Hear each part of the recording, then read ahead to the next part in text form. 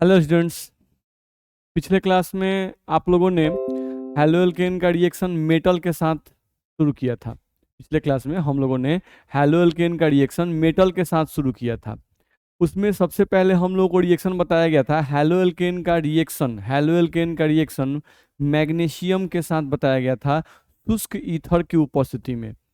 तो उसमें मैंने आपको बताया था कि हैलोएल्केन का अभिक्रिया अगर मैग्नीशियम के साथ कराइएगा शुष्क ईथर की उपस्थिति में तो अल्काइल मैग्नीशियम हैलाइड आपका बनेगा, जिसे ग्रिग्नार्ड रिएजेंट भी कहते हैं, जिसे हम क्या कहते हैं, ग्रिग्नार्ड रिएजेंट भी कहते हैं, ग्रिग्नार्ड अभिकर्मक कहा जाता है। ध्यान रखना है। अब मैंने ये भी आपको बताया था कि हैलोएल्केन का रिएक्शन अगर हम लोग मैग्नीशियम से करते हैं, नहीं, शुष्क ईथर की उपस्थिति में, तो उस रिएक्शन में होता क्या है। उस रिएक्शन में करना कुछ नहीं होता है कि आर और एक्स जो हैलोएल्केन है, आर मतलब एल्केन है और एक्स मतलब हैलो है, आर और एक्स के बीच के बॉन्ड को तोड़ देना है और उनके बीच में मैग्नीशियम को घुसा देना है। मैग्नीशियम ही आर से भी बॉन्ड बना लेगा और मैग्नीशियम ही एक्स से भी बॉन्ड बना लेगा और वही आपका अल्काइल मैग्नीशियम हैलाइड बन जाता था और उसी को हम लोग ग्रिग्नार्ड रिएजेंट कहते थे। तो पिछले क्लास में आपने हैलोएल्केन यानी आरएक्स का अभिक्रिया मैग्नीशियम के साथ देखा था शुष्क ईथर की उपस्थिति में, जिससे आपका ग्रिग्नार्ड रिएजेंट बनता था।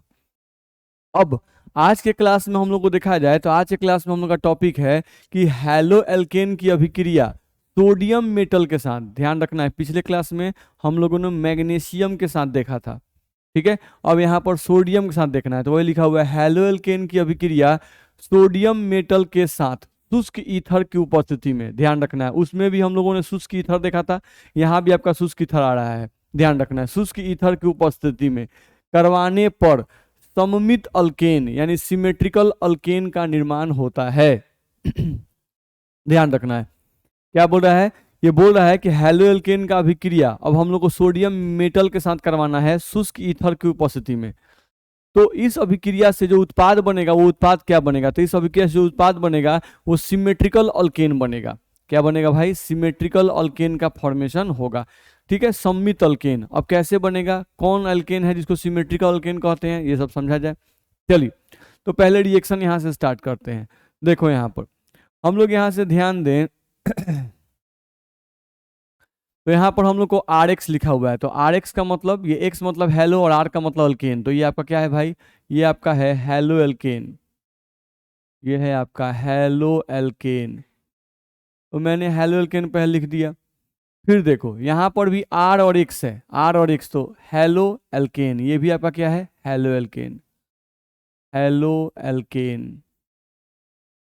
तो यहाँ पर देख लो, दो बार मैंने हेलो एल्केन लिया हुआ है और ध्यान से देखो यहाँ पर जो आर एक्स लिया गया है, यहाँ पर भी वही आर एक्स लिया गया है, दोनों क्या है, सेम है, ये और ये सेम है। अब बीच में लिखा हुआ है सोडियम, ये बीच में जो लिखा हुआ है ये आपका क्या है भाई, बीच में जो लिखा हुआ है ये आपका क्या है, तो सोडियम मेटल, ये आपका है, सॉरी,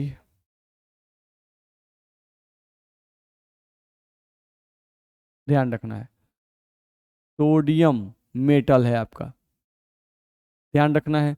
तो इस रिएक्शन में करना क्या है आपको, इस रिएक्शन में आपको एक सोडियम इसके एक एक्स को खींच लेगा और इसमें का एक सोडियम इसके एक्स को खींच लेगा।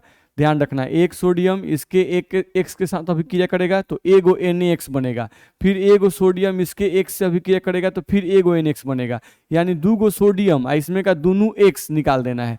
यानी देखिए हम तीनों को यहाँ पर एक साथ घेर रहे हैं,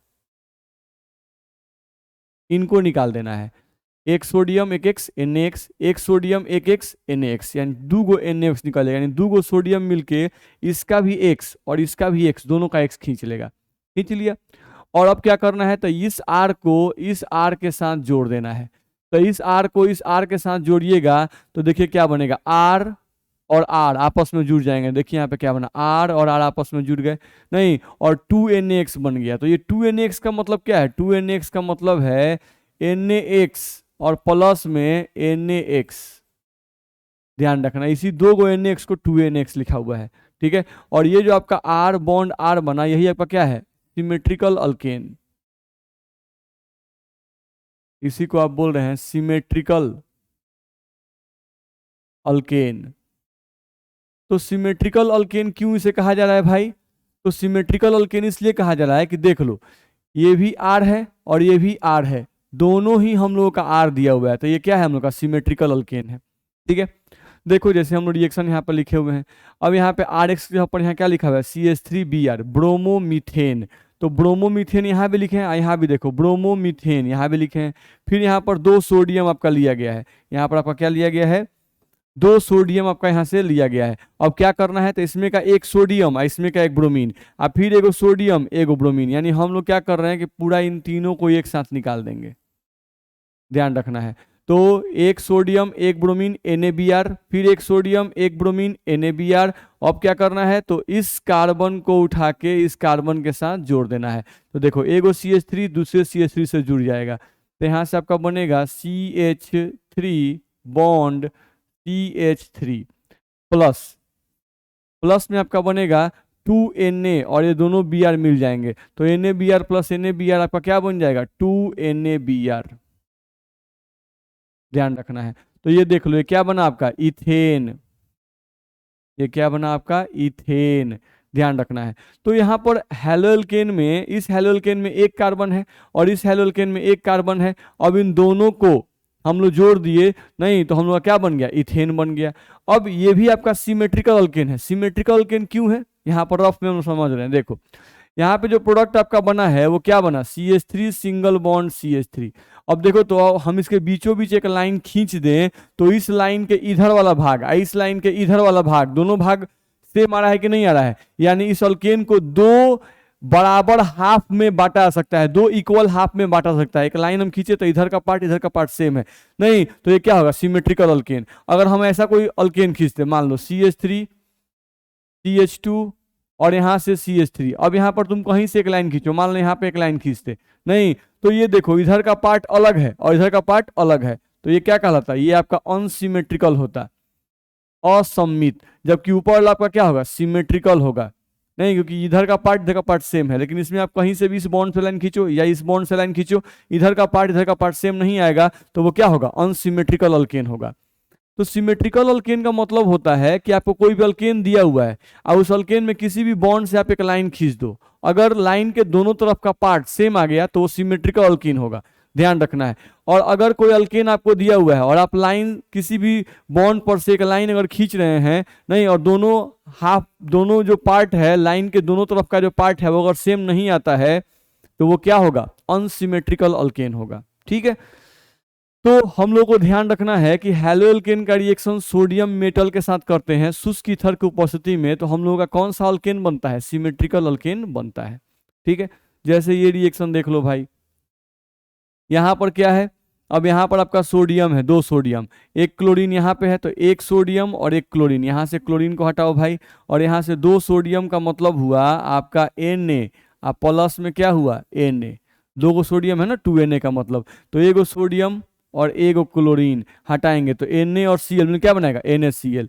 फिर क्या बताएंगे, यहाँ का सोडियम और यहाँ का क्लोरीन हटाएंगे तो Na और Cl हटाएंगे, तो फिर यहाँ से भी क्या बनेगा आपका, एक और NaCl आपका निकल जाएगा। तो एक NaCl और एक NaCl, 2 गो NaCl निकल जाएगा।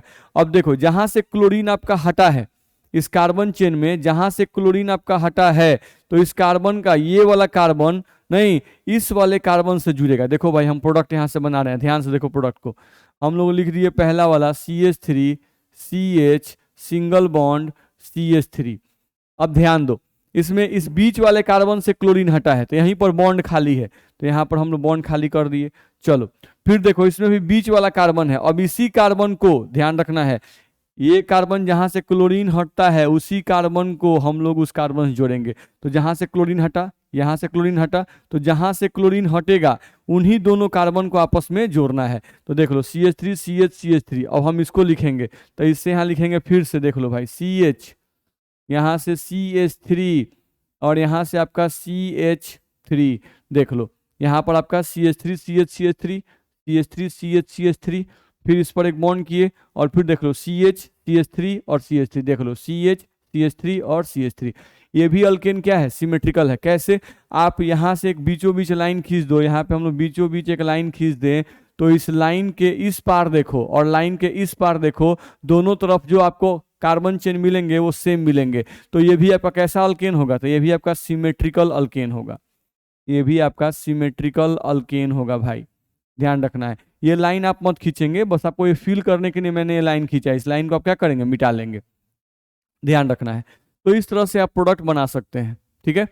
तो हम लोगों को प्रोडक्ट बनाने में कोई दिक्कत नहीं होनी चाहिए। मैंने सिंपल सा कॉन्सेप्ट आपको बताया यहाँ से कि अगर हम हैलो एल्केन का रिएक्शन सोडियम मेटल के साथ करते हैं शुष्क ईथर की उपस्थिति में, तो सिमेट्रिकल अल्केन का निर्माण होता है, ठीक है। कैसे होता है, तो बहुत ही आसान सा तरीका है। नहीं, हम लोगों को इस रिएक्शन में हैलो एल्केन का रिएक्शन सोडियम मेटल के साथ हो रहा है, तो आप एक हैलो एल्केन जो लिखते हैं उसी को 2 बार लिखना है। देख रहे हो, CH3Br CH3Br 2 बार लिख दिए, बीच में सोडियम मेटल लिख दिए। अब एक Na और एक Br हटा, फिर एक Na और एक Br हटा।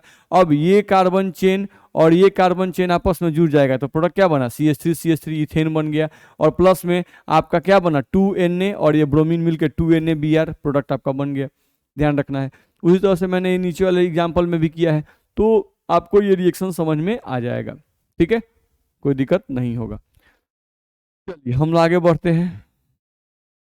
यहां से देखा जाए तो ये जो अभिक्रिया है, यानी हैलो एल्केन का रिएक्शन, हैलो एल्केन का अभिक्रिया जो हम लोग सोडियम मेटल के साथ करवाए शुष्क ईथर की उपस्थिति में, ये अभिक्रिया ऊर्ज नामक वैज्ञानिक ने दिया था, इसीलिए इस अभिक्रिया को ऊर्ज अभिक्रिया कहते हैं। लिखा हुआ है, देखो, इस अभिक्रिया को ऊर्ज अभिक्रिया, ऊर्ज रिएक्शन कहते हैं। इस अभिक्रिया का नाम है, यानी कोई पूछता है आपसे, एग्जाम में पूछ भी चुका है, कितनी बार पूछ चुका है ये बिहार बोर्ड में, आपको कोई भी पूछता है कि ऊर्ज अभिक्रिया क्या है, तो आपको क्या बताना है, हैलो एल्केन का अभिक्रिया सोडियम मेटल के साथ शुष्क ईथर की उपस्थिति में करवाने पर सिमेट्रिकल अल्केन का निर्माण होता है। इसी अभिक्रिया को ऊर्ज अभिक्रिया कहते हैं, ध्यान रखना है। तो ऊर्ज अभिक्रिया कोई पूछे तो लिख दीजिएगा।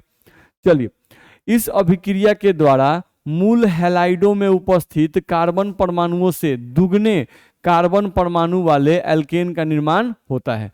सही बात है भाई। अगर इस रिएक्शन में आप ध्यान दीजिए तो आपका रिएक्शन क्या था, यहाँ पे हम फिर से लिख रहे हैं भाई, देखो CH3Br, तो ये आपका हैलो एल्केन है, ये हैलो एल्केन है। इसमें कार्बन कय गो है, एगो, नहीं इसमें कार्बन कय गो है, एगो। इसी का रिएक्शन आप सोडियम मेटल के साथ करते हैं, नहीं, फिर यहाँ पर आप एक सोडियम मेटल लिखते हैं, फिर यहाँ पर प्लस आप Br लिखते हैं, और फिर आप CH3 लिखते हैं। तो इस हैलो एल्केन में भी एक कार्बन है, इस हैलो एल्केन में भी एक कार्बन है, और इस हैलो एल्केन में भी एक कार्बन है। लेकिन अभिक्रिया के बाद जैसे होता क्या इस अभिक्रिया में कि एगो सोडियम एगो ब्रोमीन से अभिक्रिया करता है, एगो सोडियम एगो ब्रोमीन से अभिक्रिया करता है, और यहाँ पर जब हम लोग प्रोडक्ट बनाने चलते हैं भाई, तो इस प्रोडक्ट में हम लोग का ये CH3 और ये CH3 आपस में जुड़ जाते हैं, ये वाला CH3 और ये वाला CH3 आपस में जुड़ जाता है।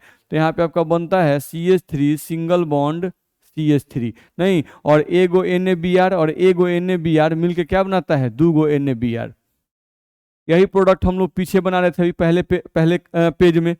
तो यहाँ पर आपको ध्यान रखना है कि यहाँ पर हुआ क्या, यहाँ पर ये जो हैलो एल्केन है इसमें कार्बन कय गो है, एगो कार्बन, नहीं, यहाँ पर आपका जो हैलो एल्केन है इसमें भी कार्बन कय गो है, एगो कार्बन है। लेकिन यहाँ पर जो आपका अल्केन बना, इस अल्केन में कार्बन कय गो है, तो इस अल्केन में कार्बन है 2 गो, नहीं, तो हैलो एल्केन, एक हैलो एल्केन के सापेक्ष में देखा जाए तो इस अल्केन में कार्बन कय गो आया, उत्पाद में जो अल्केन बना उसमें कार्बन कय गो आया, 2 गो। तो इसके सापेक्ष में ये 2 गुना है कि नहीं है, 2 गुना है। तो वही बात को यहाँ पे हिंदी में लिखा हुआ है, थोड़ा ज्यादा शुद्ध भाषा में लिखा हुआ है कि इस अभिक्रिया के द्वारा मूल हैलाइडों में उपस्थित कार्बन, तो मूल हैलाइड देखो भाई, यही है आपका मूल हैलाइड CH3Br, यही है आपके मूल हैलाइड, यहाँ लिख दे हम, ये आपका क्या है, मूल हैलाइड,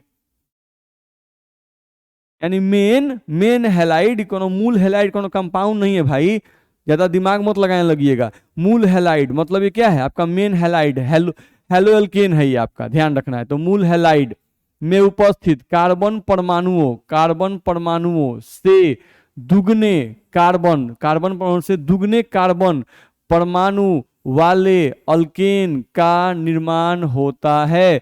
देखो अल्केन का कितने भाई, तो दुगने कार्बन परमाणु, तो जो मूल आपके हैलाइड हैं उसके सापेक्ष में दुगना कार्बन वाला अल्केन का निर्माण होता है, ठीक है। यानी हैलो एल्केन में जितना कार्बन होगा उसके सापेक्ष में जो अल्केन आपका बनेगा उसमें कार्बन की संख्या क्या होगी, दुगनी होगी, ध्यान रखना है, वही मैंने यहाँ लिखा हुआ है। चलो, इस अभिक्रिया के द्वारा सिर्फ सिमेट्रिकल अल्केन का निर्माण किया जा सकता है। सही है भाई, ये अभिक्रिया जो है इसके द्वारा हम लोग सिर्फ क्या बना सकते हैं, सिमेट्रिकल अल्केन ही बनता है। अनसिमेट्रिकल अल्केन बनाने के लिए इस अभिक्रिया को सही नहीं माना जाता है। अनसिमेट्रिकल अल्केन बनाने के लिए इस अभिक्रिया को सही नहीं माना जाता है, बस ये याद रखना है, ठीक है। इसका भी कारण होता है, लेकिन कारण पर उतना फोकस नहीं करना है। सिंपली याद रखो कि ऊर्ज रिएक्शन के द्वारा सिर्फ सिमेट्रिकल अल्केन का निर्माण किया जाता है, अनसिमेट्रिकल अल्केन का निर्माण इस अभिक्रिया के द्वारा नहीं किया जाता है, ठीक। तो ये सब पॉइंट आपको समझ में आ गया होगा। फिर से हम एक बार रिवाइज करा देते हैं।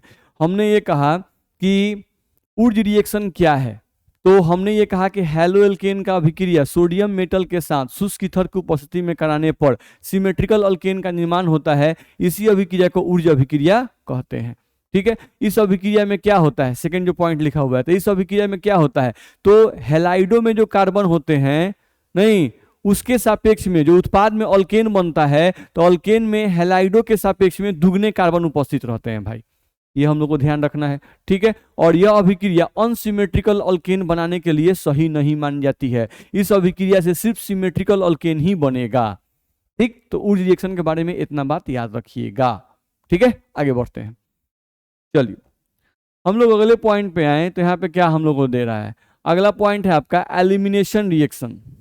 अगला पॉइंट है आपका एलिमिनेशन रिएक्शन, यानी कि निराकरण अभिक्रिया, या इसको विलोपन अभिक्रिया भी कहा जाता है, ठीक है। ऐसे एनसीईआरटी में निराकरण अभिक्रिया लिखा है, तो उसी वर्ड को हम लोग यूज कर रहे हैं, एलिमिनेशन रिएक्शन, ठीक है। जैसे इस वर्ड को आप सुनते हैं, ध्यान रखना है, पहले हम लोग समझ लें।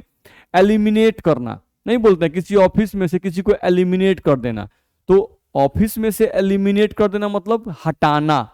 जैसे कोई एक ऑफिस है, ऑफिस में 10 गो मेंबर काम कर रहा है, अब उस मेंबर में से हम क्या किए कि 2 गो मेंबर को हटा दिए, उस ऑफिस में से 2 गो मेंबर को हम क्या किए, हटा दिए, नहीं, और उसके स्थान पर कोई नया बहाली नहीं किए भाई, उसके स्थान पर कोई नया बहाली नहीं किए, तो इसको कहते हैं एलिमिनेट करना। इसको क्या कहते हैं, एलिमिनेट करना, यानी विलुप्त कर देना, हटा देना है, ठीक है।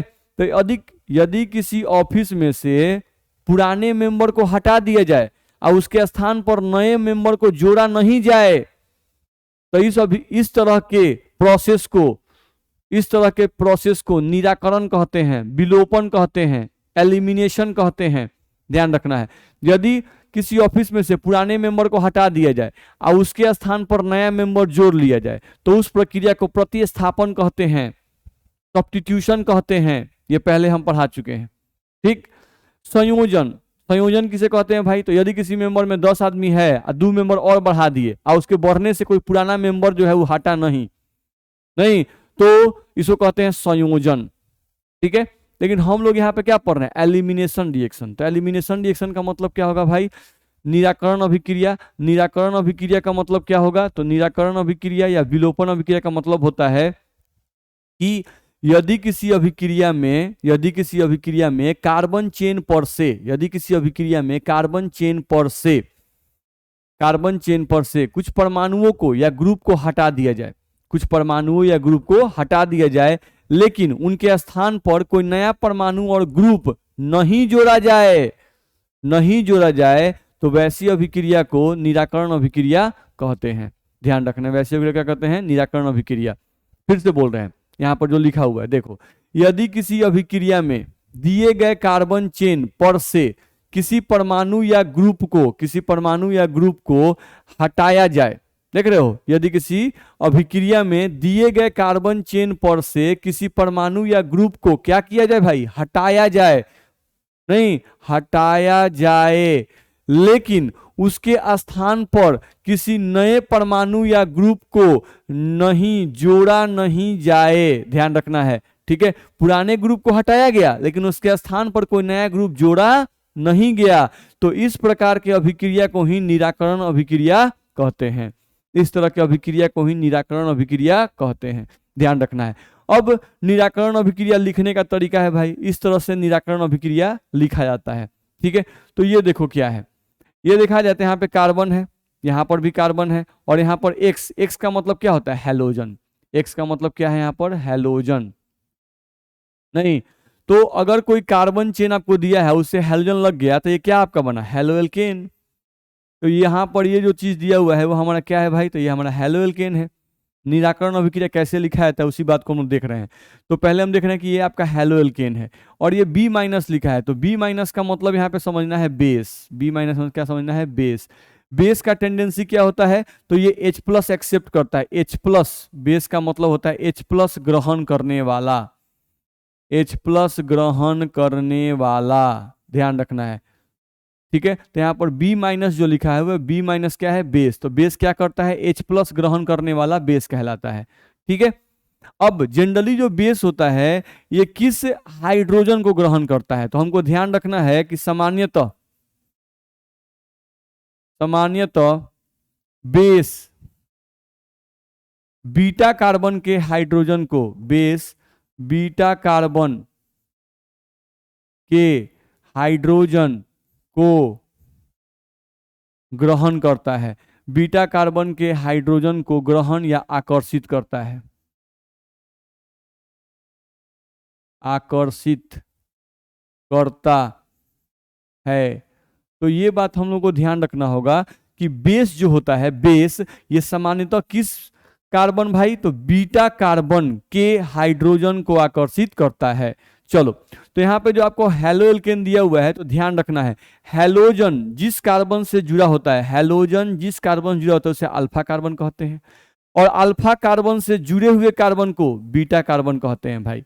ध्यान रखना है, हम लोग यहाँ से लिख भी दे रहे हैं, ध्यान रखिएगा, आपको याद रहना चाहिए। हैलोजन जिस कार्बन से जुड़ा है उसे अल्फा कार्बन, और अल्फा कार्बन से जुड़े हुए कार्बन क्या कहते हैं, बीटा कार्बन। ध्यान रखना है, हैलोजन से जुड़े हुए, यहाँ पर हम लिख दे रहे हैं आपको हैलोजन से,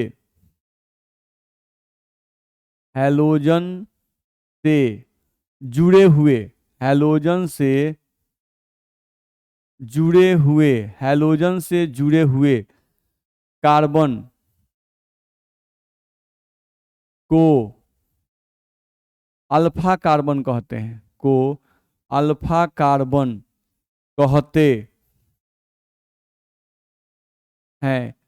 याद रहेगा, ध्यान रखना है, हैलोजन से जुड़े हुए कार्बन को क्या कहते हैं, अल्फा कार्बन कहते हैं, और अल्फा कार्बन से जुड़े हुए कार्बन को क्या कहते हैं भाई, बीटा कार्बन कहते हैं। तो आपको ध्यान रखना है, कोई हैलो एल्केन दिया हुआ है तो किस कार्बन को अल्फा कार्बन कहेंगे और किस कार्बन को बीटा कार्बन कहेंगे, ध्यान रखना है। अब चलो फिर से बेस की बात करते हैं। तो बेस के बारे में लिखा गया कि सामान्यतः बेस बीटा कार्बन के हाइड्रोजन को आकर्षित करता है। तो चलो, ये तो अल्फा है और ये बीटा है। बीटा कार्बन पर यह जो हाइड्रोजन है यही आपका बीटा हाइड्रोजन है, यही आपका बीटा हाइड्रोजन है। अब यही जो बीटा हाइड्रोजन है, इसी हाइड्रोजन को ध्यान रखना है, इसी हाइड्रोजन इसी हाइड्रोजन को बेस आकर्षित करता है। इसी हाइड्रोजन को आपका जो बेस होता है वो क्या करता है भाई, आकर्षित करता है, आकर्षित करता है। ध्यान रखना है, नहीं तो ये जो बेस है वो इसी हाइड्रोजन को खींचेगा, ये जो बेस है इसी हाइड्रोजन क्या करेगा भाई, खींचेगा। ये हम लोग को ध्यान रखना है। ठीक, चलो, तो पहले समझ में आ गया कि हैलो एल्केन है, हैलो एल्केन का रिएक्शन बेस से करना है। बेस बेस क्या करता है, तो H प्लस को खींचता है, H प्लस को ग्रहण करता है। अब ये बेस जनरली यानी सामान्यतः किस हाइड्रोजन को खींचता है, तो ये सामान्यतः बीटा कार्बन के हाइड्रोजन को खींचता है। अब इसमें बीटा कार्बन कौन है भाई, ये समझना था। तो समझ में आया कि हैलोजन से जुड़े हुए कार्बन को अल्फा कार्बन कहते हैं और अल्फा कार्बन से जुड़े हुए कार्बन को बीटा कार्बन कहते हैं। तो बीटा कार्बन से जुड़ा हुआ जो हाइड्रोजन है यही बीटा हाइड्रोजन है। अब इसी हाइड्रोजन को बेस आकर्षित करता है, यानी इसी हाइड्रोजन को बेस क्या करता है, खींचता है। ठीक है, तो अगर बेस इस हाइड्रोजन को खींच ले, बेस अगर इस हाइड्रोजन को खींच ले तो इसके खींचने के कारण जो प्रोडक्ट बनता है वो क्या बनता है, देखो। तो बेस इस हाइड्रोजन खींच लेगा तो बी और एच मिलकर क्या बनाएंगे, बी एच। तो देखो यहाँ पर बी एच बना हुआ है, नहीं बेस हाइड्रोजन को खींच लिया। अब अगर बेस इस हाइड्रोजन को खींच लेगा, नहीं तो इसका ये जो बॉन्ड है यही बॉन्ड इधर घूम जाता है।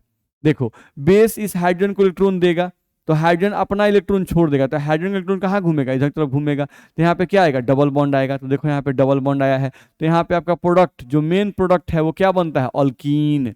आपका मेन प्रोडक्ट एलिमिनेशन रिएक्शन में, निराकरण अभिक्रिया में आपका मेन प्रोडक्ट क्या होता है, अल्कीन। तो निराकरण अभिक्रिया में क्या कर रहे हैं, तो हैलो एल्केन का अभिक्रिया बेस से करवा रहे हैं, हैलो एल्केन का अभिक्रिया बेस से करवा रहे हैं। अब हैलो एल्केन का अभिक्रिया अगर बेस से करवाएंगे तो मुख्य उत्पाद क्या बनेगा, अल्कीन। मुख्य उत्पाद क्या बनेगा, अल्कीन। बाकी ये जो हाइड्रोजन है वो बेस से कंबाइन कर जाएगा। जैसे ही ये बॉन्ड यहाँ घूमता है, ये वाला बॉन्ड बाहर निकल जाता है, एक्स वाला बॉन्ड बाहर निकल जाता है, तो एक्स जो है वो कार्बन का इलेक्ट्रॉन लेकर हट रहा है, तो एक्स पर क्या आएगा, माइनस आएगा। देखो एक्स माइनस बना है, ठीक है। फिर से बोलते हैं, हम लोग क्या कहा जा रहा है कि इस अभिक्रिया में क्या हो रहा है, तो इस अभिक्रिया में हैलो एल्केन का अभिक्रिया, निराकरण अभिक्रिया में क्या करते हैं भाई, तो हैलो एल्केन का अभिक्रिया बेस के साथ करवाते हैं, जिसके कारण हमारा मुख्य उत्पाद क्या बनता है, अल्कीन बनता है। ठीक, अब ये कैसे कैसे करते हैं इसको थोड़ा और अच्छे तरीके से हम लोग समझ लेते हैं, और अच्छे तरीके से आपको समझ में आ जाएगा। देखो तो यहाँ पर हम लोग को देखा जाए तो यहाँ पर ध्यान से देखो, ये आपको दिया हुआ है ऊपर वाला, ये आपका क्या है, हैलो एल्केन। ये आपका क्या है भाई, तो हैलो एल्केन। ये बी माइनस क्या है, तो बी माइनस आपका क्या है भाई, बेस। ये आपका बेस हो गया। अब ये क्या है, तो हैलोजन से जुड़ा हुआ कार्बन, अल्फा कार्बन। ये आपका क्या है, तो बीटा कार्बन। ठीक है, अब ये बेस किस पे अटैक करेगा, तो इस बीटा कार्बन के हाइड्रोजन को अटैक करेगा। तो ये बी माइनस यानी इसके पास इलेक्ट्रॉन है, माइनस का मतलब इसके पास इलेक्ट्रॉन ज्यादा है। अब ये हाइड्रोजन को इलेक्ट्रॉन दे रहा है, हाइड्रोजन को इलेक्ट्रॉन दे रहा है, तो हाइड्रोजन अपना इलेक्ट्रॉन जो है, यानी ये जो बॉन्ड है, इस बॉन्ड को इधर की ओर ट्रांसफर करेगा।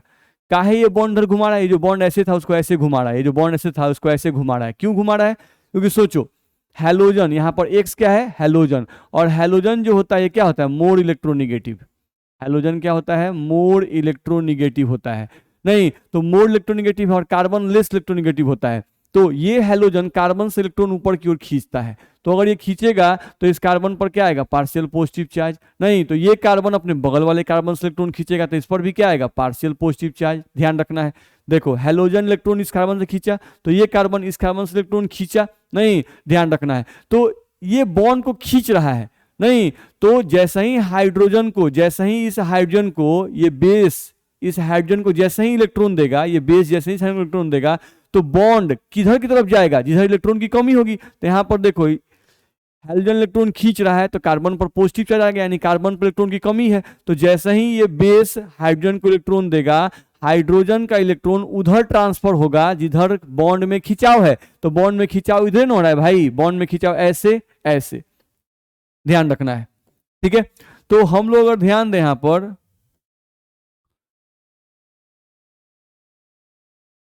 जस्ट ए मिनट, हाँ देखा जाए तो हम लोग यहां पर अगर ध्यान दें तो जैसे ही बेस हाइड्रोजन को इलेक्ट्रॉन देगा, हाइड्रोजन का इलेक्ट्रॉन इस कार्बन की तरफ मूव कर जाएगा। क्यों भाई मूव करेगा, क्योंकि इस कार्बन से हाइड्रोजन इलेक्ट्रॉन को खींच रहा है, तो जिधर बॉन्ड में खिंचाव होगा उधर इलेक्ट्रॉन मूव करेगा।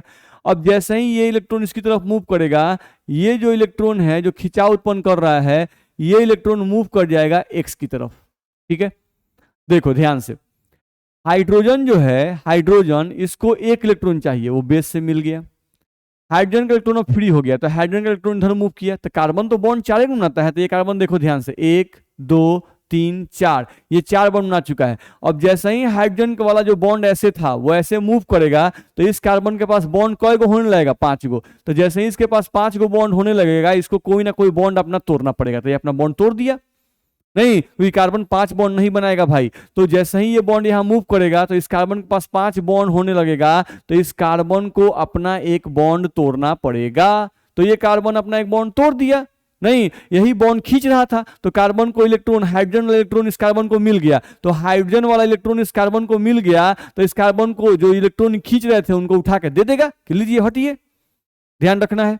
नहीं तो यहां से क्या क्या बना, देखो अब इस कार्बन और इस कार्बन के बीच में ये बॉन्ड जैसे था, इसके मूवमेंट के कारण कार्बन कार्बन में क्या आ जाएगा, डबल बॉन्ड। तो एक आपका प्रोडक्ट बनेगा कार्बन कार्बन में डबल बॉन्ड। ध्यान रखना है, ये जो बॉन्ड ऐसे खींचे हुए हैं उनको हम ऐसे ही खींच दिए, ऐसे और ऐसे खींचे हुए हैं। ये बॉन्ड जो खींचे हुए हैं उसको भी हम ऐसे ही खींच दिए, ऐसे और ऐसे। ध्यान रखना है। नहीं अब ये हाइड्रोजन किसे चला गया, बेस के साथ, तो प्लस में आपका क्या बना, BH, प्लस में आपका बना भाई BH।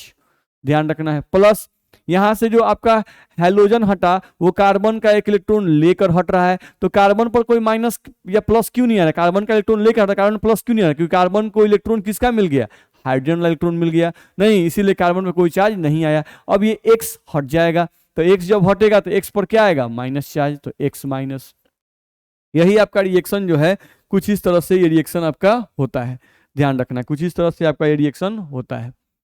ठीक है, तो यहाँ पे आप देख लीजिए कि बेस पहले बीटा कार्बन के हाइड्रोजन पे अटैक करता है, फिर बॉन्ड मूव करता है, एक्स हट जाता है, यहाँ कार्बन कार्बन में डबल बॉन्ड चलाता है, नहीं बी और एच आपस में कंबाइन गए तो बी एच बन गया और प्लस में क्या बन गया, एक्स माइनस। ठीक है, इस तरह से ये रिएक्शन होता है। तो ये आपका एलिमिनेशन रिएक्शन है जिसमें आपका मेन प्रोडक्ट जो है वो क्या बनता है भाई, तो मेन प्रोडक्ट आपका बनता है अल्कीन, ध्यान रखना है, मेन प्रोडक्ट आपका क्या बनता है, अल्कीन। चलो उसी का एक एग्जाम्पल हम लोग यहाँ से देखते हैं। यहाँ लिखा हुआ है CH3CH2Cl और इसका रिएक्शन दिया हुआ है प्लस अल्कोहलिक KOH। तो इसको फैला के लिखते हैं। देखो इसमें पहले समझ लो, ये है आपका अल्फा कार्बन, हैलोजन ये है ना, Cl जो है यही आपका क्या है, हैलोजन। ठीक है, अब हैलोजन से जुड़े हुए कार्बन को अल्फा कार्बन कहते हैं, तो ये अल्फा कार्बन है और ये आपका क्या है, बीटा कार्बन है। तो ये हो गया अल्फा, ये हो गया बीटा। अब अल्फा कार्बन मालूम चल गया भाई, बीटा कार्बन मालूम चल गया, नहीं अब हम इसको थोड़ा फैला कर लिखते हैं। देखो तो ऐसे लिखते हैं, सी पर कई गो एच है, 3 गो एच, तो एगो एच, 2 गो एच, एगो 3 गो एच। देखो भाई सी पर 3 गो एच है, उतार दिए। फिर सिंगल बॉन्ड सी, अब यहाँ पर आपका क्या है, तो CH2 है और क्या है, एक Cl है, तो Cl लिख दीजिए। अब ये जो हैलोजन होता है, ये जो हैलोजन है यही ना मोड इलेक्ट्रोनेगेटिव होता है, ध्यान रखना है। ये जो आपका हैलोजन है, हैलोजन यही ना आपका मोड इलेक्ट्रोनेगेटिव होता है। तो ये क्लोरीन कार्बन से इलेक्ट्रॉन को खींचेगा, ये क्लोरीन कार्बन से इलेक्ट्रॉन को खींचेगा। तो ये जब इलेक्ट्रॉन को खींचेगा, चलो अब हम देखते हैं पहले, ये आपका हो गया अल्फा कार्बन, ये हो गया आपका बीटा कार्बन, अब यही है आपका बीटा हाइड्रोजन। अब आप अल्कोहलिक KOH पर ध्यान दो, तो अल्कोहलिक KOH जो है ये टूटता है आपका K प्लस और OH माइनस। अब यही जो इस पर माइनस चार्ज है OH माइनस, यही आपका क्या होगा, बेस, यही आपका क्या होगा, बेस। अब यही OH माइनस कहाँ अटैक करेगा, तो ये अटैक करेगा, अटैक ऑन बीटा हाइड्रोजन, क्योंकि हम बता चुके हैं कि जो बेस होता है वो सामान्यतः कहाँ अटैक करता है, तो बीटा हाइड्रोजन पे अटैक करता है। तो बीटा हाइड्रोजन कौन है भाई, तो बीटा कार्बन से जुड़ा हुआ ये तीनों हाइड्रोजन, इनमें से तीनों हाइड्रोजन ये सभी बीटा हाइड्रोजन है। तो ये बेस, ये जो बेस है OH माइनस, ये इन तीनों में से किसी पे अटैक कर सकता है। तो मान लो हम लोग यहाँ से OH माइनस को ले आए, यही जो OH माइनस है उसको हम यहाँ लिख रहे हैं, सब एक ही बर्तन में है। अब ये OH माइनस कहाँ अटैक करेगा, तो इस बीटा कार्बन के हाइड्रोजन पे अटैक करेगा। तो देखो इस पे माइनस चार्ज है भाई, ये इसको इलेक्ट्रॉन दे रहा है, तो हाइड्रोजन को एक इलेक्ट्रॉन चाहिए, तो हाइड्रोजन का ये जो इलेक्ट्रॉन है, ये इलेक्ट्रॉन ये फ्री हो जाएगा। जैसे ही इसको एक इलेक्ट्रॉन मिला, ये इलेक्ट्रॉन फ्री हो जाएगा, तो ये बॉन्ड कहाँ मूव करेगा, इधर की तरफ मूव करेगा। अब जैसे ही ये बॉन्ड यहाँ मूव करेगा, क्लोरीन वाला ये जो बॉन्ड है वो मूव करके कहाँ हो जाएगा, इधर निकल जाएगा। यानी क्लोरीन इलेक्ट्रॉन खींच रहा था, तो कार्बन अपना इलेक्ट्रॉन अब किसको दे देगा, क्लोरीन को। क्यों भाई दे दिया, क्योंकि कार्बन को, इस कार्बन को एक इलेक्ट्रॉन कौन सा मिल गया, हाइड्रोजन इलेक्ट्रॉन मिल गया। और हाइड्रोजन को इलेक्ट्रॉन कहाँ से मिल गया, तो बेस से मिल गया। यही OH में सब क्या है, बेस है। नहीं तो ये इलेक्ट्रॉन दिया हाइड्रोजन को, तो हाइड्रोजन अपना इलेक्ट्रॉन दिया कार्बन को, तो कार्बन अपना इलेक्ट्रॉन दिया क्लोरीन को। नहीं, अब यहाँ देखो क्या हुआ, C और इस C के बीच में क्या आ गया, डबल बॉन्ड। तो यहाँ से आप प्रोडक्ट बनाओगे तो C और C के बीच में डबल बॉन्ड, तो C पर 2 गो H है, उसका उतार दो। C पर 2 गो H है, एक H 2 गो H उतार दिए। यहाँ पर क्या आ गया, डबल बॉन्ड, तो डबल बॉन्ड लिख दो। और क्या आ गया, CH2, तो CH2 उतार दो, देख लो हो गया। अब इस OH के साथ ये H कंबाइन कर, तो OH और H कंबाइन कर तो क्या बनेगा, H2O बनेगा। तो प्लस में यहाँ से लिखो कि प्लस में आपका क्या बनेगा भाई, तो प्लस में आपका बनेगा H2O प्लस। अब देखो तो यहाँ से बाहर कौन निकला है आपका, Cl माइनस, ये क्लोरीन बाहर निकलेगा। तो ये Cl माइनस जब निकलेगा और यहाँ पर K प्लस है, तो ये K प्लस और ये Cl माइनस मिलके लास्ट में प्रोडक्ट क्या बनाएंगे, KCl। तो ये प्रोडक्ट आपका बन जाएगा KCl, ध्यान रखना है। तो इस तरह से आप प्रोडक्ट बना सकते हैं। अब यहाँ जो आपका प्रोडक्ट बना, ये क्या बना, इथीन, तो अल्कीन ही बना, इथीन, ये आपका प्रोडक्ट बना। अब इस रिएक्शन में करना क्या है, यानी ये तो हम लोग समझ के हम लोग बना रहे हैं, इस तरह से होता है इस रिएक्शन में, लेकिन इस रिएक्शन में करना क्या है एक्चुअली, तो देखा जाए तो आपको अल्फा कार्बन से क्या हटाना है, क्लोरीन को हटाना है, और बीटा कार्बन से क्या हटाना है, एक हाइड्रोजन को हटा देना है। बीटा कार्बन से एक हाइड्रोजन को हटा देना है, अल्फा कार्बन से क्लोरीन को हटा देना है, और अल्फा बीटा में डबल बॉन्ड लगा देना है। अल्फा बीटा में क्या करना है, डबल बॉन्ड लगा देना है। ठीक है, जैसे अदर एग्जांपल हम लोग करके देखेंगे तो और क्लियर आपका होगा। चलो देखते हैं, देखा जाए हम लोग करना क्या है। पहले इसमें पहचानो, कोई भी हेलोल्केन अल्कोहलिक केवेस दिया रहे तो ये एलिमिनेशन रिएक्शन का पहचान है। जैसे ही हेलोल्केन दिया रहे और यहाँ पर अल्कोहलिक केवेस दिया रहे तो ये किसका एग्जाम्पल है, एलिमिनेशन रिएक्शन। अब एलिमिनेशन में क्या करना है, तो पहले हेलोल्केन में अल्फा बीटा पहचान, तो हेलोजन से जुड़े हुए कार्बन क्या करते हैं, अल्फा, अल्फा से जुड़े कार्बन क्या करते हैं, बीटा। अब इस रिएक्शन में करना क्या है, यहां से आपको करना क्या है कि KCl को तोड़िए, इसको KOH को K प्लस OH माइनस, यही जो OH माइनस है आपका बेस है। नहीं तो आपको अब क्या करना है, इस बेस के साथ कौन हटेगा भाई, तो बीटा कार्बन का एक हाइड्रोजन। देखो भाई, तो हम यहां पर क्या करेंगे, इस बेस के साथ इस बीटा कार्बन का एक हाइड्रोजन हटाएंगे, ध्यान रखना है। तो इसमें का एक H और इसमें का OH, बीटा कार्बन का हाइड्रोजन और ये OH मिलकर क्या बनाएगा, H2O। तो एक तो प्रोडक्ट आपका बनेगा H2O प्लस ये अल्फा कार्बन का क्लोरीन और इसमें का K प्लस मिलके क्या बनाएगा, KCl। तो H2O और KCl तो फिक्स प्रोडक्ट है कि बनेगा ही, प्लस अब क्या होगा, जब अल्फा कार्बन से क्लोरीन हटेगा और बीटा कार्बन से एक हाइड्रोजन हटेगा तो अल्फा बीटा में यहाँ क्या आएगा, डबल बॉन्ड, अल्फा बीटा में क्या आएगा, डबल बॉन्ड। तो आपका प्रोडक्ट एक बनेगा, यहाँ से ध्यान रखना है, CH3 उतार दिए भाई। अब देखो यहाँ पर क्या है, CH2 है लेकिन इसमें का एक H तो हट गया, एक H इसमें कहाँ हटा, OH के साथ, तो यहाँ क्या बच जाएगा, CH। तो CH3 CH, फिर यहाँ डबल बॉन्ड और यहाँ पर आ जाएगा CH2, ध्यान रखना है। तो इस तरह का प्रोडक्ट आपका बन जाएगा। यानी हमको करना क्या है, अल्फा कार्बन से क्लोरीन को हटाना है, यानी हेलोजन को हटा देना है, बीटा कार्बन से H को हटा देना है, नहीं और अल्फा बीटा में क्या लगा देना है, डबल बॉन्ड। तो देखो प्रोडक्ट, मेन हमारा प्रोडक्ट ये सब नहीं है, ये सब जो है बाई प्रोडक्ट है, हमारा मेन प्रोडक्ट ये है, ये जो है आपका, यही आपका मेन प्रोडक्ट है, ध्यान रखना है। और ये जो हम लोग बना रहे हैं ये सब हमारे क्या है, बाई प्रोडक्ट, ध्यान रखना है, ये साइड प्रोडक्ट है, ये हमारे मेन प्रोडक्ट नहीं है।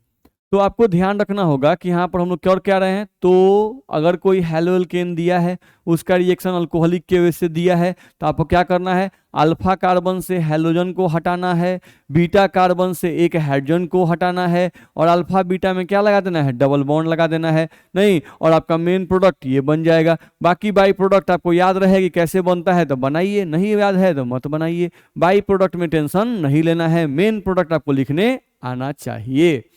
चलिए, जैसे मान लो हमको इसका प्रोडक्ट लिखना है, तो देखो ये आपका हेलोजन हो गया, नहीं अब इस हेलोजन से ये हो गया अल्फा कार्बन, ये हो गया आपका बीटा कार्बन, अल्फा कार्बन जुड़ा carbon beta carbon, alpha carbon से जुड़ा हुआ इधर भी कार्बन है तो ये भी बीटा कार्बन।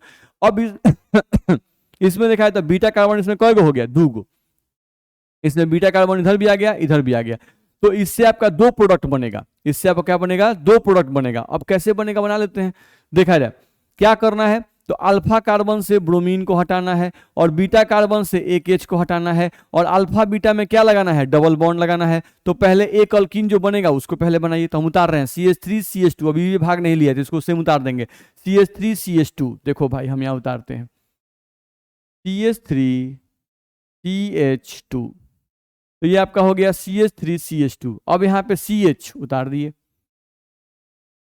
CH उतार दिए, ब्रोमीन तो हट गया और इसमें से एक H हट गया, तो जहां से ब्रोमीन हटा H हटा तो यहाँ डबल बॉन्ड आ जाएगा, तो यहाँ पर अब आ जाएगा डबल बॉन्ड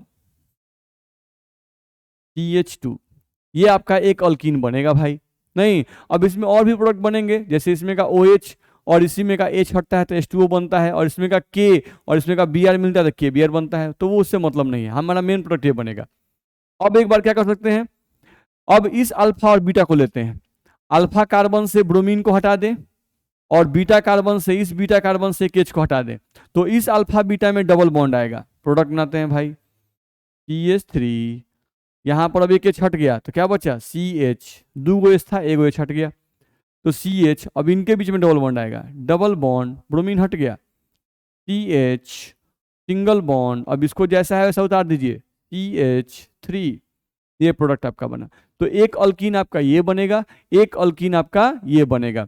नहीं ध्यान रखना है क्यों ऐसा हो रहा है, क्योंकि इसमें 2 तरह के बीटा कार्बन हैं, तो 2 तरह के बीटा कार्बन होंगे तो यहां से 2 अल्कीन आपका बनेगा, ठीक है। अब इस अल्कीन में कौन आपका मेन प्रोडक्ट है, कौन आपका मेजर प्रोडक्ट है और कौन आपका माइनर प्रोडक्ट है, यानी कौन सा अल्कीन मेजर का मतलब होता है कौन सा अल्कीन आपका ज्यादा बनेगा और कौन सा अल्कीन जो है वो कम बनेगा, ये हमको देखना है। यानी कौन सा अल्कीन मेजर होगा और कौन सा अल्कीन माइनर होगा। मेजर का मतलब वह अल्कीन जो ज्यादा मात्रा में बनेगा और वह अल्कीन जो कम मात्रा में बनेगा वो माइनर कहलाता है। ठीक है, तो इसका मतलब ये भी होता है कि कौन सा अल्कीन ज्यादा मात्रा में बनेगा, तो वो अल्कीन ही ज्यादा मात्रा में बनता है जो ज्यादा अस्थाई होता है। ठीक है, वह अल्कीन कम मात्रा में बनता है जो कम अस्थाई होता है। बनेंगे दोनों अल्कीन, लेकिन वही अल्कीन ज्यादा बनेगा जो ज्यादा अस्थाई होगा। ठीक है, अब यहां पर दो अल्कीन हमारे पास बने, यहां भी बना और यहां भी बना। अब इस अल्कीन को कहा जा रहा है कि यह अल्कीन जो है ये लेस स्टेबल है, यह अल्कीन जो है ये लेस स्टेबल है, ध्यान रखना है। और यह अल्कीन जो है ये आपका मोर स्टेबल है, ध्यान रखना है। तो यह अल्कीन आपका लेस स्टेबल है, तो ये आपका जो होगा ये माइनर प्रोडक्ट होगा, माइनर प्रोडक्ट, यानी ये कम मात्रा में बनेगा।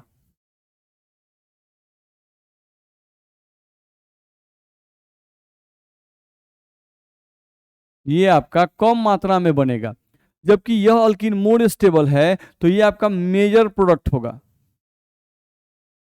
यही अल्कीन आपका मेजर प्रोडक्ट होगा, ध्यान रखना है। अब अगर ये मेजर प्रोडक्ट होगा तो यह अल्कीन ज्यादा मात्रा में बनेगा, ज्यादा मात्रा में बनेगा, ध्यान रखना है। तो कौन ज्यादा मात्रा में बनेगा भाई और कौन कम मात्रा में बनेगा, ये भी आपको ध्यान में रखना पड़ेगा। तो वही चीज हम लोग बताएं। अब ये दिमाग में आता है कि सर आप इसको लेस स्टेबल लिख दिए, इसको मोर स्टेबल लिख दिए, ई कैसे, हम लोग कैसे जानेंगे कौन सा अल्कीन जो है वो कम स्टेबल है और कौन सा अल्कीन ज्यादा स्टेबल है। चलिए, तो इसको समझने के लिए हम लोग आगे बढ़ते हैं। ठीक, यहां आते हैं, लिखा हुआ है स्टेबिलिटी ऑफ अल्कीन, यहाँ एक टर्म लिखा हुआ है stability of alkene directly proportional to number of hyper conjugable hydrogen atoms. नहीं, अब बच्चों को नाम में सुन के लग रहा होगा अरे सर क्या कर रहे हैं, ये हाइपर कंजुगेबल हाइड्रोजन एटम कहाँ से आ गया, ई कोची है भाई, ध्यान रखना है। स्टेबिलिटी ऑफ अल्कीन, तो स्टेबिलिटी ऑफ अल्कीन का मतलब कौन सा अल्कीन ज्यादा अस्थाई होगा। तो ये कह रहा है कि वही अल्कीन ज्यादा अस्थाई होगा जिसके पास हाइपर कंजुगेबल हाइड्रोजन एटम की संख्या ज्यादा होगी। ध्यान सुनिए, कौन सा अल्कीन ज्यादा अस्थाई होगा, तो वही अल्कीन ज्यादा अस्थाई होगा जिसके पास हाइपर कंजुगेबल हाइड्रोजन एटम की संख्या ज्यादा होगी। अब सवाल उठता है कि अच्छा सर तो ये हाइपर कंजुगेबल हाइड्रोजन एटम क्या होता है, तो बहुत आसान है भाई, ध्यान रखना है। हाइपर कंजुगेबल हाइड्रोजन एटम क्या होता है, तो पहले दिमाग में लगाना है कि एकदम आसान सा चीज है। नहीं, अब ये क्या है थोड़ा सा वो जान जाते हैं। हाइपर कंजुगेबल हाइड्रोजन एटम किसे कहते हैं, ये समझने की कोशिश करना है। देखो, तो अगर कोई भी अल्कीन आपको दिया हुआ है, जैसे हम यहाँ एग्जाम्पल समझाते हैं, देखो हम लोग को मान लो कोई अल्कीन दिया हुआ है CH3 CH double bond CH और सिंगल बॉन्ड CH3, ये अल्कीन आपको दे दिया है। अब यहां पर ध्यान से देखो कि आपका डबल बॉन्डेड कार्बन यही है ना भाई। अब डबल बॉन्डेड कार्बन से ध्यान रखना है, डबल बॉन्डेड कार्बन यही दोनों है। अब इन दोनों कार्बन से जुड़ा हुआ ये कार्बन ध्यान से देखो, तो ये क्या है आपका sp3 कार्बन, ये भी कार्बन क्या है आपका sp3 कार्बन। नहीं, sp3 कार्बन का मतलब हम पहले बता चुके हैं, वैसा कार्बन जिसके चारों तरफ सिंगल बॉन्ड हो वो sp3 कार्बन होता है। ठीक है, तो ये भी आपका sp3 कार्बन, ये भी sp3 कार्बन। तो डबल बॉन्डेड कार्बन से जुड़ा हुआ sp3 कार्बन, जुड़ा हुआ sp3 कार्बन, यही कार्बन जो है इस कार्बन पर जो हाइड्रोजन उपस्थित है, ये जो हाइड्रोजन उपस्थित है, यहां पर जो हाइड्रोजन उपस्थित है, इसी हाइड्रोजन को हम लोग कहते हैं hyper conjugable hydrogen atom. Hydrogen atom, यहां पर H का मतलब क्या है भाई, हाइड्रोजन एटम। नहीं, तो इसमें कोई पूछता है कि इस अल्कीन में हाइपर कंजुगेबल हाइड्रोजन एटम कय गो है, तो 6 गो है। देखो भाई, इस कार्बन पर sp3 कार्बन पर 3 गो हाइड्रोजन, इस sp3 कार्बन पर 3 हाइड्रोजन एटम। नहीं, तो इसमें कोई बोलता है कि टोटल H मतलब हाइपर कंजुगेबल और H यानी hydrogen atom, total hyper conjugable hydrogen atom इसमें कय गो है, तो 6 गो है। ध्यान रखना है। इस स्ट्रक्चर में हाइपर कंजुगेबल हाइड्रोजन एटम कय गो है? 6 गो। तो हाइपर कंजुगेबल क्या है? बस हाइड्रोजन का नाम है। तो कौन सा हाइड्रोजन को हाइपर कंजुगेबल हाइड्रोजन एटम कहते हैं भाई? तो उस हाइड्रोजन को कहते हैं जी डबल बॉन्डेड कार्बन से जुड़ा हुआ sp3 कार्बन के पास, डबल बॉन्डेड कार्बन से जुड़ा हुआ sp3 कार्बन के पास जो हाइड्रोजन उपस्थित रहता है, उन्हीं हाइड्रोजन को हाइपर कंजुगेबल हाइड्रोजन एटम कहते हैं। डबल बॉन्डेड कार्बन जुड़ा हुआ sp3 कार्बन है, उसके पास जो हाइड्रोजन उपस्थित रहता है, उसी हाइड्रोजन को हाइपर कंजुगेबल हाइड्रोजन एटम कहते हैं। जैसे मान लो हम यहाँ एग्जांपल लेते हैं, CH3, यहाँ से CH, यहाँ पे डबल बॉन्ड CH2 ले लिए। अब इस एग्जांपल में ध्यान दो तो डबल बॉन्डेड कार्बन एगो ई है, एगो इधर है। अब इस डबल बॉन्डेड कार्बन से इधर कोई कार्बन है? तो नहीं है। इस डबल बॉन्डेड कार्बन से इधर कोई कार्बन है नहीं। अब इस पर हाइड्रोजन कयगो है? 3 गो। तो इसके पास HH एटम, तो HH मतलब हाइपर कंजुगेबल हाइड्रोजन एटम कयगो होगा भाई? तो 3 गो होगा। तो इस अल्कीन के पास ध्यान से देखो, तो इस अल्कीन के पास HH एटम कयगो है? 6 गो। और इसके पास HH एटम कयगो है? 3 गो। तो ये जो होगा ये आपका लेस स्टेबल होगा, ये अल्कीन जो होगा ये आपका लेस स्टेबल होगा। और ये जो अल्कीन होगा जिसके पास HH एटम 6 गो है, तो यह अल्कीन आपका क्या होगा? मोर स्टेबल होगा। यह अल्कीन आपका क्या होगा? मोर स्टेबल होगा। ध्यान रखना है। ठीक, अब जो पीछे एग्जाम्पल दिए थे उसको फिर से एक बार देख लेते हैं। चलो पीछे जो एग्जाम्पल दिए थे उसको फिर से देखते हैं। ये हम लोग का एग्जाम्पल था। इस एग्जाम्पल को ध्यान से देखो।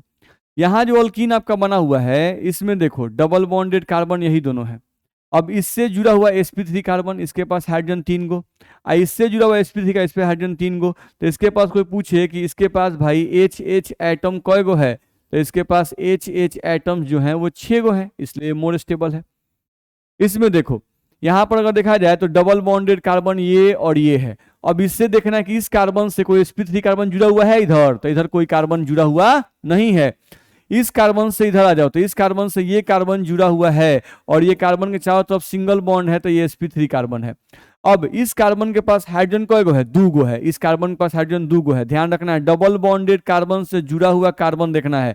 तो डबल बॉन्डेड कार्बन से जुड़ा हुआ कार्बन, इस पे हाइड्रोजन कय गो है? 2 गो। तो इसके पास कोई पूछेगा कि इसके पास HH एटम यानी हाइपर कंजुगेबल हाइड्रोजन एटम्स भाई कय गो है? तो 2 गो है। नहीं, तो इसके पास 2 गो है और इसके पास कय गो है? 6 गो है। तो ये ज्यादा स्टेबल, मोर स्टेबल होगा। और इसके पास 2 गो है, इसलिए क्या होगा? लेस स्टेबल होगा। ध्यान रखना है। तो ये हम लोग को ध्यान में रखना होगा। अभी नहीं कि इसो हाइड्रोजन को मत गिन लीजिएगा भाई, ये डबल बॉन्डेड कार्बन से जुड़ा हुआ नहीं है। डबल बॉन्डेड कार्बन ये है, देखो डबल बॉन्ड, ये कार्बन इससे जुड़ा हुआ कार्बन, इसके पास जो है हाइड्रोजन होगा, उसी हाइड्रोजन को हाइपर कंजुगेबल हाइड्रोजन एटम कहते हैं। ठीक है, ध्यान समझिएगा। तो सिंपल है, ध्यान से बातों को सुनिएगा, ध्यान से समझिएगा तो आपको सब बात समझ में आएगा। ध्यान रखना है, कहीं भी कोई हम एकदम साफ साफ समझा रहे हैं, एकदम धीरे धीरे समझा रहे हैं, एकदम ध्यान से समझिएगा, आपको सब बात समझ में आएगा। ठीक है, चलिए अगले पॉइंट पे आइए। अब यहां से आपको देखा जाए तो वही बताया गया कि किसी भी अल्कीन का स्टेबिलिटी जो है वो किस पे डिपेंड करता है? तो number of hyper conjugable hydrogen atom, यानी हाइपर कंजुगेबल हाइड्रोजन एटम का नंबर यानी संख्या। किसी भी अल्कीन के पास जितना ज्यादा हाइपर कंजुगेबल हाइड्रोजन एटम होगा वह अल्कीन उतना ही ज्यादा अस्थायी होगा। ध्यान रखना है। ठीक है, यहाँ लिखा हुआ है हाइपर कंजुगेबल हाइड्रोजन एटम किसे कहते हैं? तो लिखा हुआ है यहाँ पर, देख लो जो हम बोल रहे थे उसी को, कि डबल बॉन्डेड कार्बन से जुड़े हुए sp3 कार्बन पर, sp3 कार्बन पर, देखो भाई डबल बॉन्डेड कार्बन से जुड़े हुए sp3 कार्बन पर उपस्थित, sp3 कार्बन पर उपस्थित हाइड्रोजन एटम्स को HH एटम कहते हैं। ध्यान रखना है। ठीक है, उसी को क्या कहते हैं हम लोग? HH एटम कहते हैं। अब चलो यहां से देखा जाए तो अगला पॉइंट ये क्या बोल रहा है, अगला पॉइंट थोड़ा समझने की कोशिश करो। पहले हम लोग एक बार फिर से पीछे आते हैं। देखो तो ये जो रिएक्शन हम लोग बनाए इसमें हम लोग क्या था? ये अल्फा था, ये बीटा था, ये बीटा था। तो ये बीटा था और ये बीटा था, तो इसमें बीटा कार्बन 2 गो थे, इसीलिए इसमें 2 तरह का अल्कीन बना, एक ये वाला और एक ये वाला। ये ज्यादा स्टेबल था इसलिए ये ज्यादा मात्रा में बनेगा, ये कम स्टेबल था इसलिए ये कम मात्रा में बनेगा। ये माइनर हो गया और इसको क्या हम लोग बोल दिए? मेजर प्रोडक्ट हम लोग बोल दिए। ठीक है, तो मेजर प्रोडक्ट अगर किसी अभिक्रिया में कहता है, आपको दे देगा हेलो एल्केन का रिएक्शन अल्कोहलिक के वजह से कहेगा कि सिर्फ मेजर प्रोडक्ट यानी मुख्य उत्पाद बनाए, माइनर उत्पाद मत बनाइए, यानी जो मोर स्टेबल अल्कीन है वही खाली बनाइए, जो लेस स्टेबल अल्कीन है उसको मत बनाइए। ऐसा हम लोग को दे दिया तो क्या करेंगे भाई, बहुत आसान सा चीज है, कुछ नहीं करना है। देखो क्या ध्यान रखना है, यहां पर अल्फा है, इधर बीटा है, इधर बीटा है। इस बीटा कार्बन पर ध्यान से देखो तो इस बीटा कार्बन पर हाइड्रोजन कय गो है, 3 गो। इस बीटा कार्बन पर देखो तो इस बीटा कार्बन पर हाइड्रोजन कय गो है, 2 गो है। बीटा कार्बन पर हाइड्रोजन देखना है तो देखो, तो अगर इससे इस बीटा कार्बन से हाइड्रोजन को हटा के हम अल्कीन बनाते हैं तो अल्कीन क्या बनता है, लेस स्टेबल। और इस बीटा कार्बन से हाइड्रोजन को हटा के अगर हम अल्कीन बनाते हैं तो अल्कीन क्या बनता है, मोर स्टेबल। नहीं तो देखो, तो इस बीटा कार्बन के पास 3 हाइड्रोजन, इस बीटा कार्बन के पास 2 हाइड्रोजन। तो मुख्य उत्पाद अगर बनाना है आपको तो किस बीटा कार्बन से हाइड्रोजन को हटाना पड़ेगा, तो उस बीटा कार्बन से हाइड्रोजन को हटाएंगे जिस बीटा कार्बन के पास हाइड्रोजन की संख्या क्या हो, कम हो। ध्यान समझना है भाई, हम यहां से क्या कर रहे हैं, हम यहां से बोल रहे हैं कि अगर हमारे पास 2 तरह के बीटा हाइड्रोजन आ जाएं, तो 2 तरह के अगर बीटा हाइड्रोजन आ जाएं तो किस बीटा हाइड्रोजन को हटाना सही है, किस बीटा हाइड्रोजन को हटाने से मुख्य उत्पाद बनेगा। तो इस बीटा हाइड्रोजन की संख्या 3 है, इस कार्बन पर बीटा हाइड्रोजन की संख्या 2 है। तो हम लोग क्या याद रखेंगे कि जिस बीटा कार्बन पर हाइड्रोजन की संख्या कम होगी उस पर से हाइड्रोजन हटाना सही है, क्योंकि उससे बना हुआ अल्कीन ज्यादा अस्थाई होता है। ध्यान रखना है, क्योंकि यहां पर देखो 2 ही हाइड्रोजन था, अब इस पर से हम लोग जब हटाएं तो हमारा ज्यादा अस्थाई अल्कीन बना। अगर इस पर से हाइड्रोजन हटाएं तो हमारा लेस स्टेबल अल्कीन बना। तो कोई बोलता है कि मुख्य उत्पाद बनाने के लिए किस बीटा कार्बन से हाइड्रोजन को हटाएं, तो मुख्य उत्पाद बनाने के लिए, मुख्य अल्कीन बनाने के लिए उस बीटा कार्बन से हाइड्रोजन को हटाएंगे जिस बीटा कार्बन पर हाइड्रोजन की संख्या कम हो। अब यह नियम सेटजेफ साहब ने दिया था, यह नियम सेटजेफ नामक वैज्ञानिक ने दिया था, इसीलिए इसे सेटजेफ रूल भी कहते हैं। इसीलिए इसे क्या कहते हैं, सेटजेफ रूल भी कहते हैं। अब वही अगले पॉइंट में लिखा हुआ है, ध्यान से देखिए।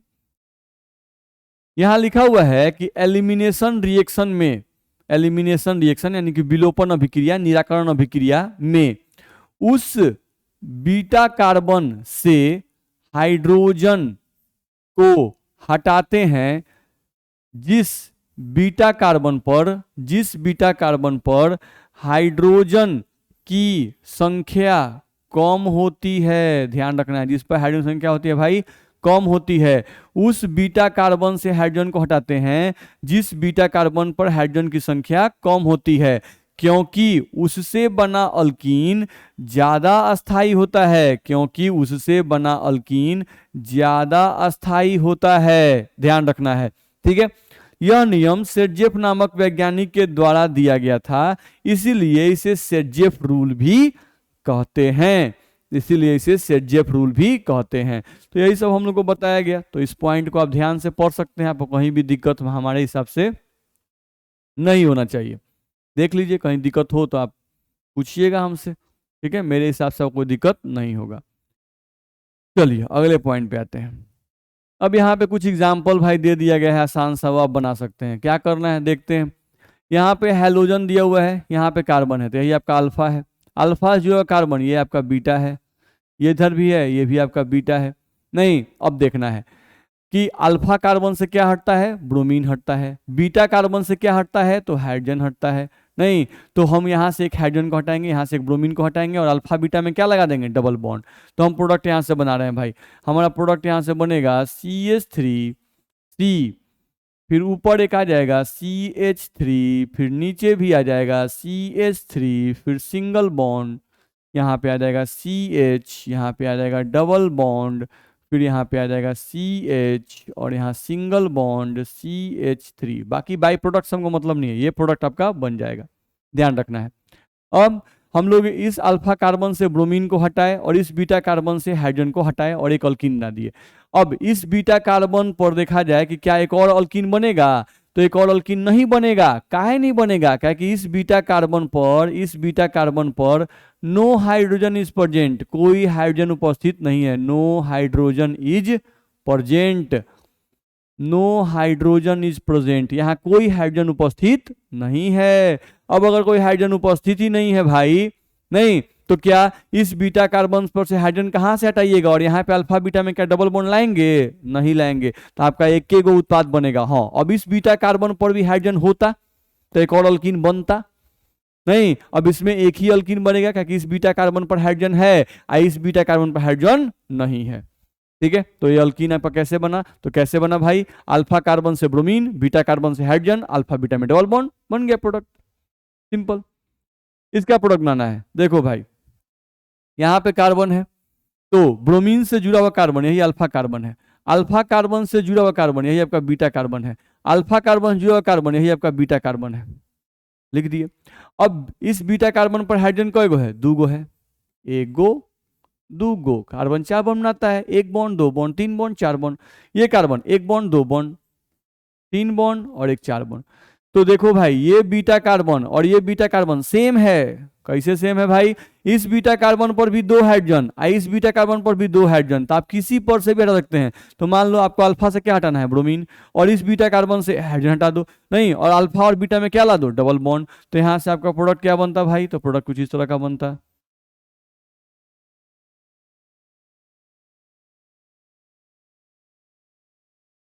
यही आपका डबल बॉन्ड आ जाएगा, ध्यान रखना, यहाँ और यहाँ क्या आएगा, डबल बॉन्ड, बाकी ये हाइड्रोजन सब हम लोग इसी रहेंगे, ध्यान रखना है। तो आपका एक प्रोडक्ट ये बन सकता था। यहाँ पे आ जाओ, अब यही आपका कार्बन है, तो ये आपका कार्बन क्या होगा, अल्फा कार्बन, नहीं, अब ये कार्बन आपका जो होगा ये वाला अल्फा कार्बन जुड़ा हुआ कार्बन, ये कार्बन क्या कहलाएगा, बीटा कार्बन। अब अल्फा कार्बन जुड़ा हुआ ये कार्बन, ये भी कार्बन आपका क्या कहलाएगा, तो ये भी कार्बन आपका बीटा कार्बन कहलाएगा। अब इस बीटा कार्बन पर बॉन्ड गिनो, 1 बॉन्ड 2 बॉन्ड, अब इस पर 2 गो हाइड्रोजन होगा भाई, साइक्लिक चेन में हाइड्रोजन छुपा रहता है, दिखाया नहीं जाता है। इस कार्बन पर बॉन्ड गिनो, 1 बॉन्ड 2 बॉन्ड 3 बॉन्ड, तो इस बीटा कार्बन पर हाइड्रोजन कय गो है, 1 गो है, तो इस बीटा कार्बन पर हाइड्रोजन, इस बीटा कार्बन पर हाइड्रोजन क्या है, कम है, इस बीटा कार्बन पर हाइड्रोजन क्या है, ज्यादा है, तो हमको वहां से हाइड्रोजन को हटाना है, ध्यान रखिएगा, वहां से हाइड्रोजन हटाना है जिस बीटा कार्बन पर हाइड्रोजन कम हो। तो यहाँ पर इस बीटा कार्बन पर, इस बीटा कार्बन पर, इस पर हाइड्रोजन क्या है भाई, कम है, नहीं, तो इसी पर से हटाएंगे, तो क्या हटाएंगे, अल्फा कार्बन से ब्रोमीन और बीटा कार्बन से हाइड्रोजन, अल्फा और बीटा में क्या लगा देंगे, डबल बॉन्ड लगा देंगे, तो इसका प्रोडक्ट बनाएंगे, तो प्रोडक्ट क्या बनेगा, पहले यहां से रिंग बना दीजिए, बन गया। अब डबल बॉन्ड कहाँ लगाएंगे, तो इस अल्फा और बीटा में यहाँ पे डबल बॉन्ड लगा देंगे, ये जो CH3 था जैसा था वैसा उतार दीजिए, उतर जाएगा, तो ये आपका मुख्य उत्पाद बन जाएगा। तो इस तरह का अल्कीन आपका बनेगा। तो इस तरह से आप बना सकते हैं, मेरे हिसाब से आपको कोई दिक्कत इसमें नहीं होनी चाहिए, जो भी मैंने एग्जाम्पल आपको बताए। ठीक है, तो ये आपका निराकरण अभिक्रिया था, विलोपन अभिक्रिया, ध्यान रखना है। तो विलोपन अभिक्रिया में क्या करना है, अल्फा कार्बन से हैलोजन को हटाना है, बीटा कार्बन से हाइड्रोजन को हटाना है, और अल्फा बीटा में डबल बॉन्ड लगाना है। बहुत ही सिंपल सा चीज है। हम लोग को ये बात भी ध्यान रखना है कि किस बीटा कार्बन से हाइड्रोजन को हटाएंगे, तो उस बीटा कार्बन से हाइड्रोजन को हटाएंगे जिस बीटा कार्बन पर हाइड्रोजन की संख्या कम होगी, क्योंकि वो हम लोग को ज्यादा स्टेबल अल्कीन देता है, ध्यान रखना है। ठीक, वही हमारा मेजर प्रोडक्ट होगा। ठीक, चलो अब अगले रिएक्शन पे आते हैं। अगला रिएक्शन हम लोग का देखा जाए तो लिखा हुआ है इसमें रिडक्शन ऑफ हैलो एल्केन, यानी लिखा हुआ है हैलो एल्केन का अवकरण।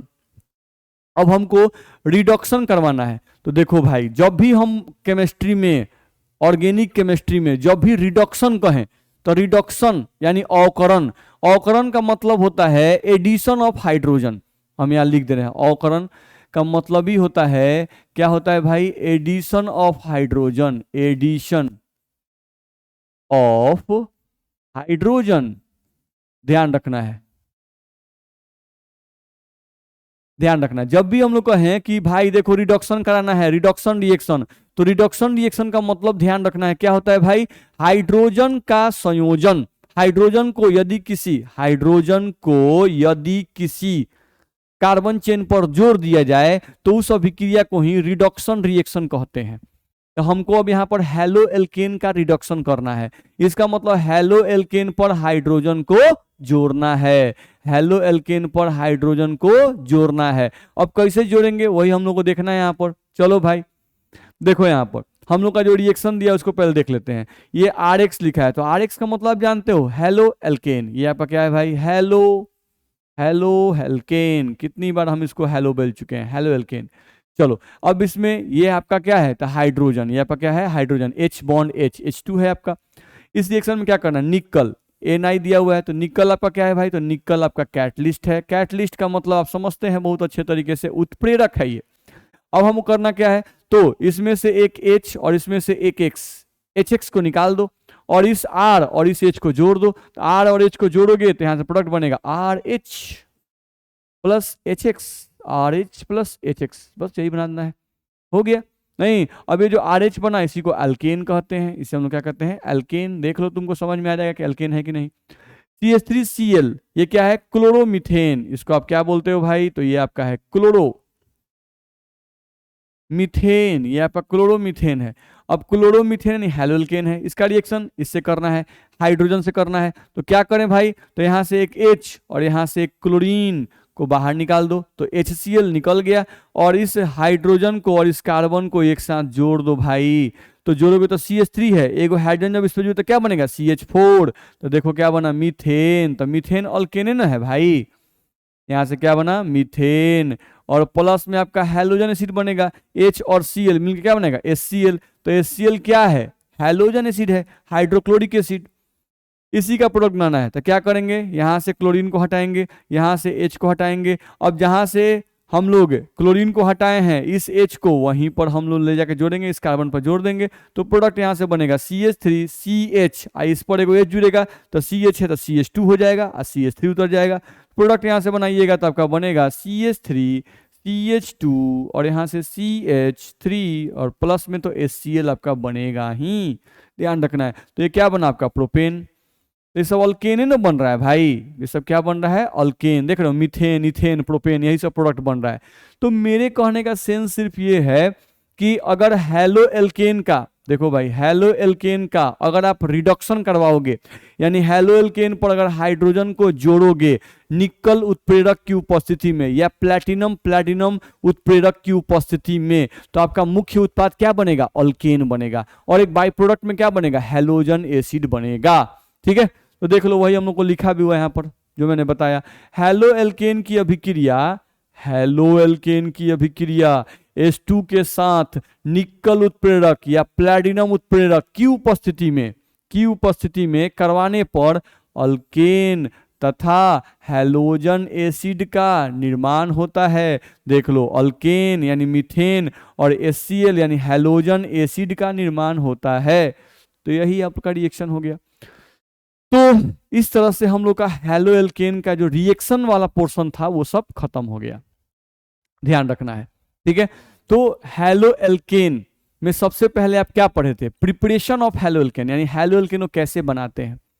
फिर अगला रिएक्शन आप क्या पढ़े, chemical reaction of halo alkane, यानी हेलो एल्केन किससे किससे अभिक्रिया करता है, एक्वस NaOH से, एक्वस KOH से, NaCN से, KCN से, AgCN से, NaNO2 से, AgNO2 से, नहीं बहुत सारा रिएक्शन आप पढ़े, ध्यान रखना है। ठीक है, तो उस तरह से मैग्नीशियम से हेलोल्केन का रिएक्शन सोडियम मेटल के साथ जो आज हम लोग पढ़ रहे थे, नहीं, फिर उसका रिएक्शन हेलोल्केन का रिएक्शन H2 के साथ, तो जितना रासायनिक अभिक्रिया था हेलोल्केन का भाई वो सब पढ़ लिए।